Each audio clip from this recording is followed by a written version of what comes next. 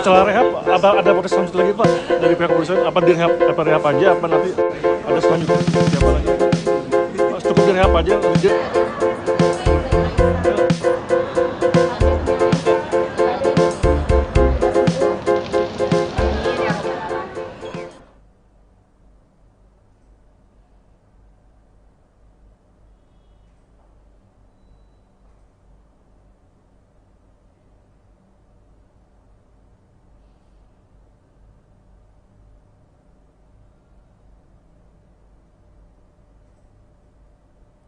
Halo Tribuners, jumpa lagi bersama dengan saya Kusnala Syaifah dalam tayangan berita selebritis di Tribun Lampung. Kami akan menyajikan informasi yang menarik dan terupdate seputar selebritis tanah air untuk Anda. Dan inilah berita selebritis selengkapnya. Berita pertama, Revaldo direhabilitasi akibat penyalahgunaan narkoba. Artis Revaldo akhirnya mulai mengalami proses rehabilitasi di BNN Lido Cigombong, Jawa Barat pada Senin 16 Januari 2023. Hal itu dipastikan oleh Kabid Humas Polda Metro Jaya, Kombes Pol Truyono Wisnu Andoko dalam konferensi pers.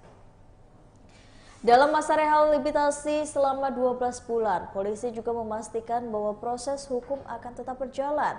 Sebagai informasi, Revaldo ditangkap usai adanya informasi masyarakat mengenai penyalahgunaan narkoba yang diterima tim Direktorat Narkoba Polda Metro Jaya pada 9 Januari 2021. Kemudian, tim melakukan penyidikan dan pengamanan Revaldo di basement apartemen Green Pramuka, Jakarta Pusat. Polisi juga melakukan tes urin dan Revaldo positif amfetamin, metafetamin, dan juga psikotropika yang merupakan senyawa utama dari ganja. Ini bukanlah pertama kali aktor bernama lengkap Revaldo Viladi Surya Permana itu ditangkap polisi terkait penyalahgunaan narkoba. Ia pernah terjerat kasus yang sama pada tahun 2006 dan 2010. Pada penangkapan pertama, Revaldo dan temannya tertangkap tangan sedang berpesta narkoba dan divonis penjara selama 2 tahun.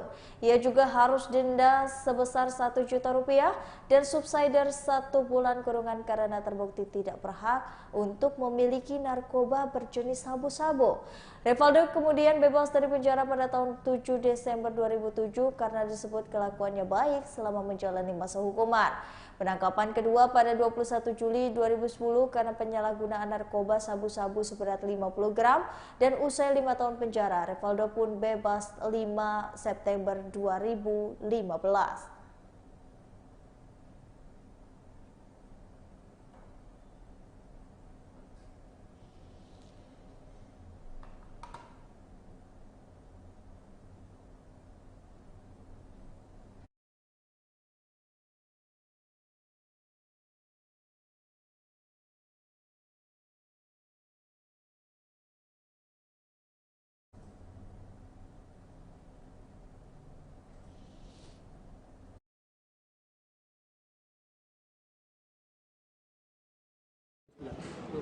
Setelah rehab, ada proses selanjutnya lagi Pak dari pihak kepolisian? Apa direhab aja? Apa nanti ada selanjutnya? Siapa lagi? Cukup direhab aja, dia nggak menjalani hukuman atau gimana pun? Pak, tapi si Risa itu motif yang bikin dia rekam lagi apa sih Pak? Iya Pak. Dia kan relapse gitu Pak. Kan sudah berapa kali ditangkap Pak? Itu teknis ada pada tim asesmen obatnya. Kita hanya menjalankan rekomendasi. Otoritasnya ada. Dia pemakai apa pengedar juga Mbak? Pak Revaldo pemakai, hanya pemakai ini atau? kan ditangkapnya dengan menggunakan. Makasih ya Pak Kami. Makasih Pak. Yang kombes itu gimana Pak? Kombes CWK.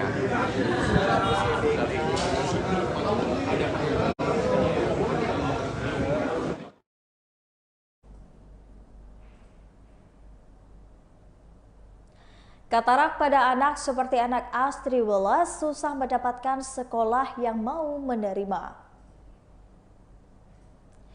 Astri Welas menceritakan kesulitannya saat harus mencari sekolah untuk kedua anaknya yang mengidap katarak sejak kecil. Maaf, anak keduanya yang mengidap katarak sejak kecil. Dirinya sekaligus menyampaikan semangat kepada orang tua yang juga mengalami kondisi yang sama seperti dirinya. Bagaimana sebenarnya katarak pada anak dan mengapa hal demikian bisa terjadi? Anak Asri Welas mengalami katarak dan susah mendapatkan sekolah beberapa waktu lalu. Asri Welas memang menceritakan tengah mencari sekolah inklusi, sekolah yang memperlakukan anak berkebutuhan khusus secara sama, baik dari segi pembelajaran dan juga lingkungan dengan anak reguler untuk anak keduanya yang dinyatakan mengidap katarak sejak usia 3 bulan.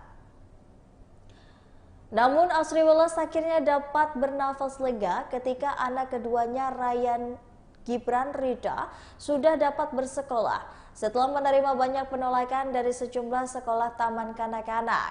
Asri Welas mengaku tidak pernah kecewa memiliki anak seperti Gibran, namun kaget dan tidak menyangka jika masih ada batasan-batasan dalam dunia pendidikan di Indonesia sehingga membuat dirinya sedih. Berikut wawancara dengan Asri Welas.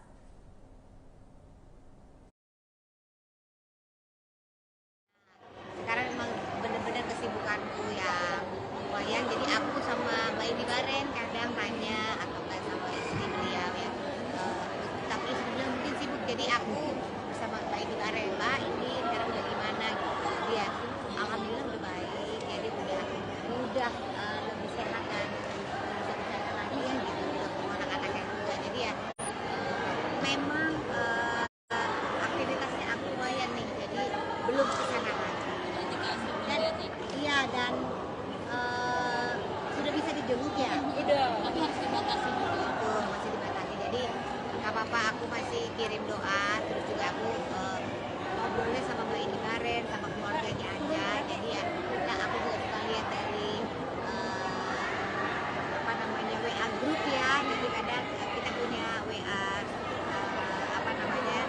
ibu-ibu gitu. Jadi kadang suka lihat update-nya istrinya Indra gitu. Jadi ya juga bilang ya, jadi ya alhamdulillah keadaannya baik. Pokoknya sih aku berdoa selalu supaya baik terus. Nanti kalau benar-benar ada kesempatan, karena pulang syuting malam kan malam-malam kan nggak enak, mau jemput malam banget tidur gitu kan. Jadi ya mudah-mudahan nanti ada waktu lagi.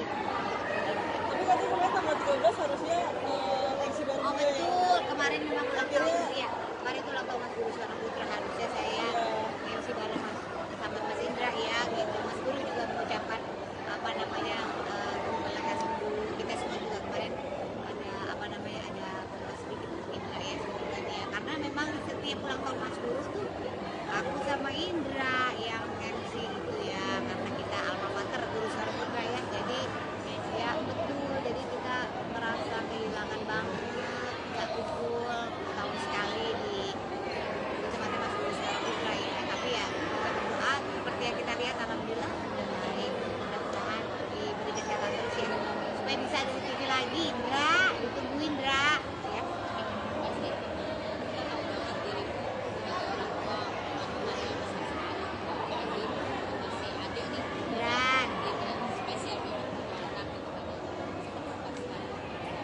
Ibran kemarin ini dari kemarin nggak dapat sekolah ya, sempat ditolak juga ya, sampai banyak sekali.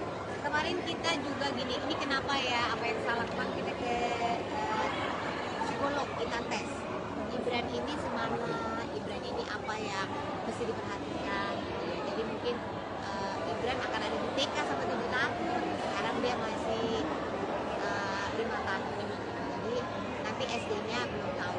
Jadi ya, sekarang kan usianya 6 tahun, tapi masih harus masuk TK dulu, belum bisa SD gitu. Jadi udah ke psikolog dan alhamdulillah udah ada sekolah yang bisa yang untuk Ibran ya. Nanti kita lagi proses dulu bagaimana, karena memang sekolahnya mulai Juli kan. Jadi kan carinya dari sekarang. Makasih banyak ini teman-teman yang memberikan banyak.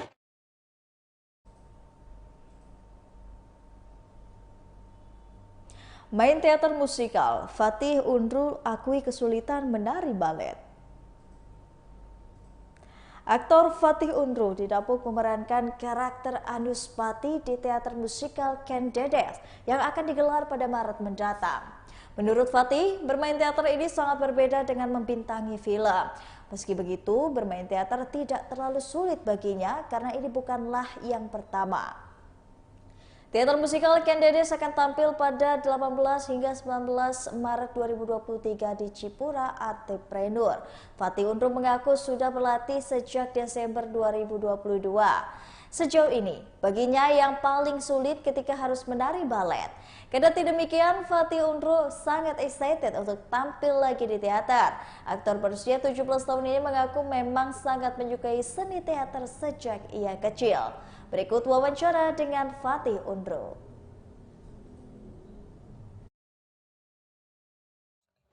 Saya Fatih Unru, berperan sebagai Anusapati. Anusapati ini adalah anak dari Ken Dedes sama Tunggal Ametung. Dia anak raja, which is dari kecil dia sudah lahir dengan kemewahan yang begitu megah lah ya dari bapaknya. Terus bapaknya meninggal, dia akhirnya ingin membalaskan dendam kematian ayah gitu. Dan dia dekat banget sama ibunya. Dia kalau ibunya ngomong apa dia pasti nurut kayak gitu. Kalau dari itu kan tadi saya dekat banget ibunya, nah untuk di ininya peran kamu sama nggak sih sama kehidupan nyatanya itu? Sama ada kehidupan tantangannya gitu memerankan sebagai Anusapati sebenarnya nggak terlalu relate ya mungkin ya. Aku sama Anusapati, cuman jadi seru, jadi kayak aku bisa belajar sesuatu juga dari Anusapati ya, mungkin dengan omongan orang tua. Terus juga kita harus lebih kuat berpendirian, itu juga kayak aku nggak terlalu kayak gitu kan, jadi kayak karena belajar Anusapati juga, jadi akhirnya ada yang bisa aku serap juga dari karakter yang aku mainkan di sini. kan kamu sering main di serial atau film, terus sekarang di teater ada perbedaan nggak sih waktu dalam peran atau segala macamnya gitu? Apa yang berbeda sangat berbedanya gitu? Yang sangat berbeda, yang jelas formatnya sangat berbeda. Kalau di film bisa diulang, kalau teater ya sekali show ya harus perfect. Itu seru tapi juga menegangkan sekali. Aku tuh udah pernah juga sebenarnya sama Eki waktu masih kecil banget, tapi itu kayak masih kecil jadi kayak masih nggak mikirnya nggak banyak gitu loh. Kalau sekarang jadi mikir aduh gimana ya sebenarnya agak grogi juga, tapi ya aku percaya saja sama latihan kita sama pemain-pemain yang luar biasa juga yang pasti akan bantu untuk bikin pertunjukan yang luar biasa tanggal 18-19 Maret 2023. Oke, mungkin prosesnya udah berapa lama nih Fatih? Prosesnya itu dari Desember ya? Dari Desember udah mulai latihan. Dari Desember udah mulai. Kalau vokal sendiri nggak sih atau ada ini coach khusus sendiri atau kita latihannya macam-macam sih, dan bisa sehari misalkan lagi latihan balet ya balet, misalkan vokal acting, terus mau staging atau mau apa selalu ada dedicated harinya buat itu. Jadi kita latihannya sangat fokus, sangat efektif dan sangat cepat juga. dari berbagai jenis pelatihan sendiri yang menurut lo yang paling susah balet kayaknya. Iya betul. Kemarin kakinya jadi pegel dikit nih. Ini sampai sekarang berdiri kalau dilihat nih. Iya. Apa yang paling maksudnya prosesnya gimana kalau mulai dari balet balin pegel-pegel kah atau gimana, mungkin bisa cerita terkait? Kalau balet sebenarnya lebih ke pegel sih, karena nggak biasa di posisi kayak gitu loh, kayak ini kan kayak gini kan kayak nggak natural, kayak nggak sehari-hari kan, mungkin karena nggak terbiasa jadi kayak berasa aja gitu di kaki, tapi seru sih, jadi kan belajar hal baru juga, jadi mungkin mana yang kayak gitu, jadi ya belajar aja lah, jadi seru juga. Kan udah terbiasa sama film atau serial gitu, kenapa mau terjun ke dunia teater? Apa karena memang udah punya basic di kecil atau dorongan dari ayah sendiri atau gimana? Kalau teater sebenarnya aku suka banget dari dulu, emang sebenarnya suka banget teater dari dulu juga, sempat beberapa kali main teater juga, cuman nggak tahu ya, mungkin kehidupan yang membawa saya ke film, tapi sekarang kehidupan ingin saya kembali lagi aja gitu. Dan aku juga emang seneng banget gitu bisa terlibat bersama Eki, karena aku bener-bener I grew up itu di Eki dari aku masih, mungkin sebelum aku bisa baca aku udah bisa main sama anak-anak Eki deh, karena aku dari kecil itu kayak berapa tahun, terus tiba-tiba aku udah udah nggak ada lagi yang kelas buat anak-anaknya, terus aku juga udah selesai di situ. Ya udah, tapi sekarang mungkin aku jadi seneng aja, jadi kayak tiap kali datang ke tempatnya gitu, ke kantor Eki kayak dulu aku tuh suka kesini, suka gini-gini, jadi kayak flashback aja gitu, seru. Satu lagi kan kamu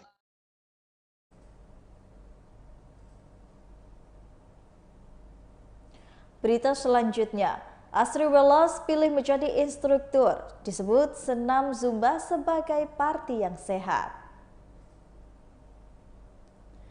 Astri Welas kini sudah menyibukkan diri untuk berolahraga dalam acara Zumba Party di Cimagia Square Mall, Depok, Sabtu 14 Januari 2023. Tak sendiri, di acara tersebut juga diikuti oleh penyanyi Denada serta puluhan peserta lainnya. Denada dan Astri Welas didapuk sebagai instruktur Zumba. Bahkan pengalaman tersebut merupakan kali pertama bagi Astri Welas memimpin senam Zumba sejak keikutsertaannya pada 2020 silam.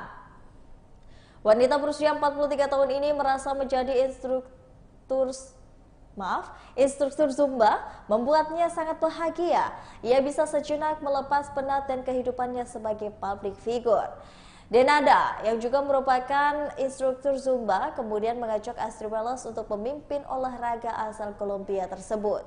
Diketahui jika Denada telah mendapatkan sertifikat sebanyak 3 kali dalam keikutsertaannya dalam senam Zumba. Berikut wawancara dengan Astri Welas.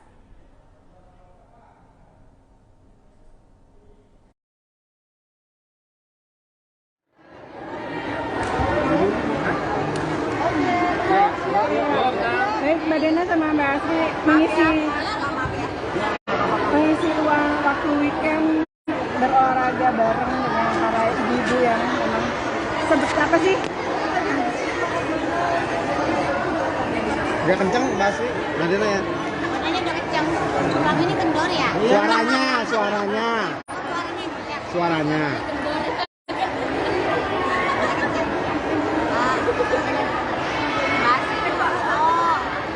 Weekend olahraga sama belajarnya sama Denada olahraga karena waktu di pandemi di pandemi akhirnya gila ya mager banget waktunya syuting nggak terlalu banyak apa ya yang seru Denada sekalian posting belajar online juga gitu ya waktu di pandemi udah gitu tuh salah satu kantor suamiku tiba-tiba coba bersama gitu. Hah, yang aja Denada ya ampun ya Denada juga gitu karena bisa keluarga seru banget iya aku belajarnya online udah kemana-mana sampai ke Amerika ya kan kemana sampai ya dia kemarin suka alhamdulillah sebetulnya di Amerika dan itu di Vancouver tahun ini bisa tuh datang Zumba International Convention setahun sekali diadain di Orlando, Florida di Orlando di Amerika dan kemarin alhamdulillah jadi Denada bertahun lalu di sana jadi aku pikir seru ya maksudnya aku berzumba itu sebenarnya olahraga apa yang gak mampu olahraga apa yang seneng gitu bisa nurunin berat badan bagus aku udah yang pernah kata dokter diet itu memang olahraga yang bagus zumba fitness karena dengan berzumba kardionya tuh kemudian kita ngecekin jadi aku tutup 30 kilo badan itu gak perlu berarti kayak apa kayak kendor apa enggak karena habis itu dibakar kalorinya kemudian dikecekin pakai fitnessnya ya sehingga itu jadi olahraga pandemi itu juga sehingga aku bilang Mbak Denada terus ZIN itu apa ya kan Denada ceritain ZIN itu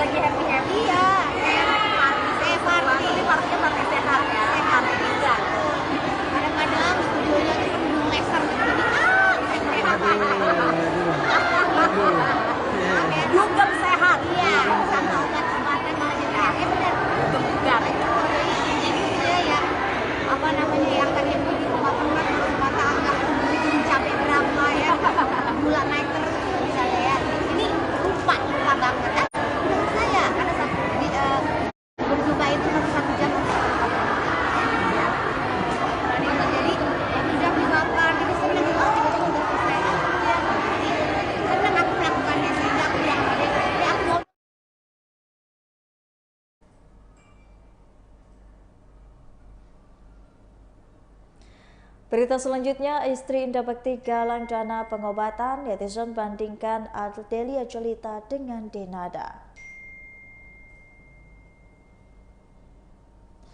Kondisi kesehatan Indra Bekti membuat publik khawatir setelah dikabarkan mengalami pendarahan otak pada ulang tahunnya yang ke-45.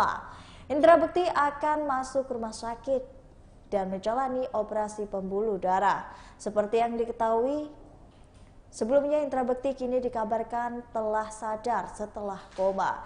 Indie Press selaku sahabat Indra Bekti menjenguk sang host di rumah sakit dan mengungkapkan kondisi sang sahabat setelah siuman. Indie Press pun mengaku bahagia dengan perkembangan Indra Bekti. Selain kabar mengejutkan mengenai pendarahan otak yang dialami, muncul kabar baru. Istri dari Indra Bekti yakni Aldila Jolita dikabarkan membuka galangan dana untuk biaya perawatan suaminya di rumah sakit. Dalam keterangannya, Aldila menjelaskan jika ia tengah mengalami kondisi yang berat.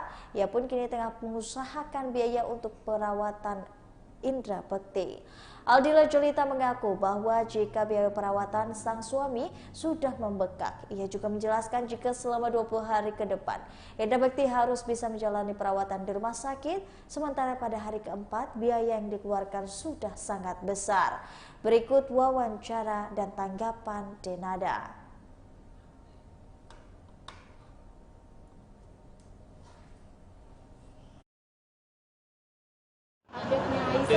Badan udah sembuh. Amin ya robbal alamin. Amin insya Allah. Aku minta doanya aja dari semuanya. Saat ini Aisyah alhamdulillah sudah melakukan perjalanan sebagaimana anak-anak lainnya. Udah mulai sekolah, sekolahnya juga udah mulai sekolah datang. Benar, Mas liatin ya. Kali lipstick gua kali ke bola mata. Terus ya gitu, apa namanya, dia udah boleh makannya udah boleh lebih leluasa, nggak kayak dulu gitu. Kalau dulu kan nggak boleh ini, nggak boleh itu, nggak boleh ini, nggak boleh itu. Sekarang udah boleh. Terus tapi memang nggak semerta-merta kita lepas kayak begitu. Memang untuk anak-anak yang punya kondisi seperti Aisyah, setelah menjalani yang namanya protokol kemoterapi, tadi itu Aisyah jalanin 2,5 tahun ya. Nah setelah itu tuh harus dalam pengawasan dokter, jadi tetap harus cek, tetap harus kontrol, tetap harus kita jaga gitu. Walaupun dia udah boleh sekolah, udah boleh makan segala macam, udah boleh beraktivitas, tapi kita tetap mesti perhatikan terus dia. Kalau misalnya dia tiba-tiba hal kecil aja, batuk aja nggak, atau bilang aja kah gitu, kita tetap harus awasi gitu. Jadi tapi alhamdulillah semuanya baik. Aisyah juga senang, aku nggak berhenti bersyukur, dan aku masih butuh doa dari semuanya. Jadi aku mohon bantuan dan terima kasih buat doanya. Jadi suka yang besar itu, amin ya rabbal alamin.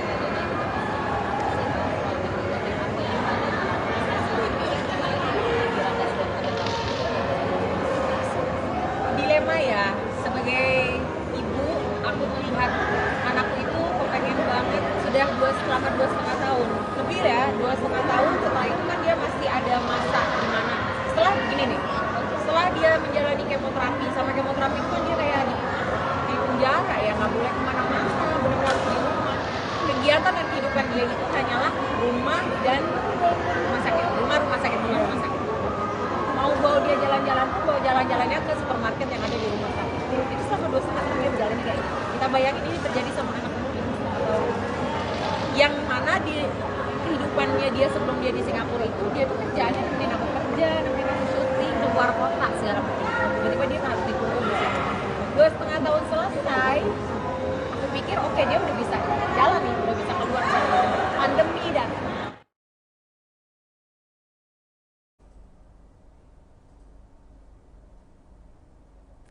Baiklah Tribuners, setelah tadi berita selebritis di Tribun Lampung bersama dengan saya Kusnula Syaifa, jangan lupa untuk terus saksikan video selengkapnya di YouTube Tribun Lampung News Video, Facebook Tribun Lampung, Instagram Tribun Lampung, dan juga TikTok Tribun Lampung untuk bisa mendapatkan informasi terupdate lainnya. Selamat siang dan sampai jumpa.